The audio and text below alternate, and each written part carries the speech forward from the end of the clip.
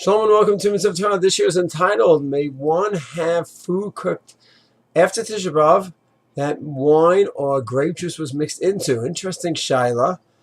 So first of all, do we still abstain from meat? Do we abstain from meat after Tisha B'av? So the answer is yes. Even though Tisha B'av was pushed off this year, and the morning, we normally have two kinds of morning after Tisha B'av. We have the morning till the midday, Chatzot, on the 10th of Av, because Mikdash was still burning. And that we don't have this year because Tisha B'av already was on the 10th, and the next day, Monday's the 11th. But the Ramah says we do not have basav yayin, meat and wine at night after Tisha B'av on Sunday night, even though it's already the 11th. You don't go from the most tragic day of the year and all of a sudden you're partying. So two questions came up last to two different people. By accident, when they were preparing the food, they weren't really thinking. They put wine in the food.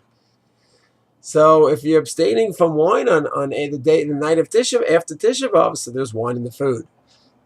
So we need to look what's halacha about wine in food during the 9 days. Shulchan Aruch doesn't talk about it. It talks about tavshil shabasa. And Tavkif Nun Aleph, he talks about a tavshil shabasa, meaning a food where there's some meat in it. So you ask for the rest of the food. You ask for the soup. The chicken was made in the soup. And the minhag is now we do prohibit the whole thing. It wasn't so clear in the Shulchan Aruch's times, but the Mishnah Berurah does say in Mishnah Berurah Samach Gimel we do prohibit it. And we ask her not only the meat and during the 9 days, but even a tav shel shabasa, the mixture, the food, even that, without the meat itself, but the meat was cooked with it. As opposed to if it's made in a kli, a meat vessel, then we're not going to prohibit the food. Mishnah Berurah doesn't talk about wine. Shulchan Aruch doesn't talk about a tavshil shel yayin. If you have a tavshil food, that wine was made. It doesn't talk about it. So the poskim will grapple with it. Ber Heitev does talk about it. He says, well, just like we prohibit a mixture, a tavshil shel basar, as long as you taste the meat, we do prohibit it. So the rule should be the same as wine. That if you taste the wine in the mixture, should be prohibited as well. Everyone discusses the shaila. Are we lenient if you do taste the wine? Everyone seems to say if you don't taste the wine, you really could be lenient. This is all regarding the 9 days. Mi'etz Hashem, this will never be relevant again. In Mi'etz Hashem, we're going to have the Mikdash Meir V'Yameinu, we're going to have Korbanos back, the Mizbeach back, and this all but just be theoretical. And Mi'etz Hashem, yesterday's Avilut was the last Avilut Tisha B'av.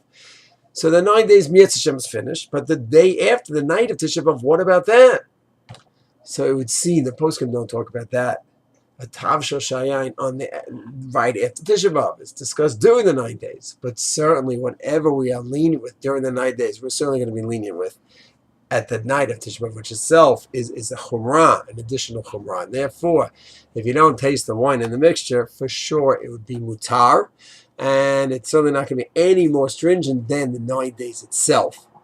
And therefore, that's what we said, that it would be mutar to have the food, the soup, whatever it was, that had some wine in it. We can't even taste it. It's certainly not going to be more stringent than 9 days. Mi'etz Hashem, this will all be lamdisha Torah and not practical Torah.